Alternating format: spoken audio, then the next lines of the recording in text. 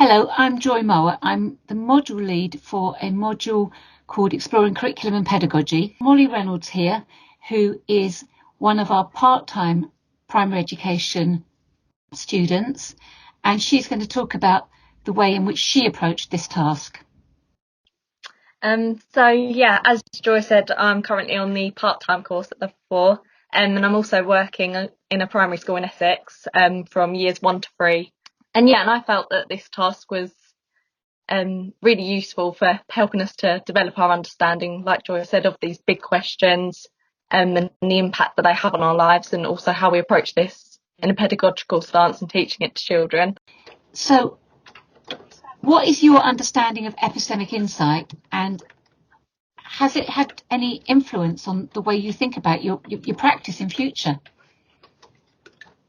I think now, looking further into it, it's more kind of just not accepting what we know and what we've been taught about all the moral and social issues that we're faced with throughout life, but not only us as adults, but I think to also implement throughout children our teaching as well, to make sure that we're challenging these issues and these big questions, because it's really made me realise that actually, and especially when going back to work after lockdown and everything, children only know what they're told, unless we teach them to challenge things and to question.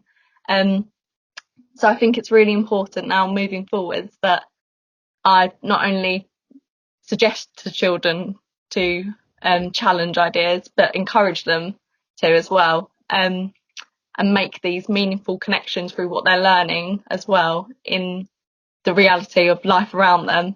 I think particularly with the age group that I'm working with, when I'm working with sort of younger children throughout Key Stage 1 to Year 3, to make sure that as they develop into young adulthood and adolescence, that they're not then feeling panicked about the world around them and not knowing how to question things if we introduce it at a younger stage.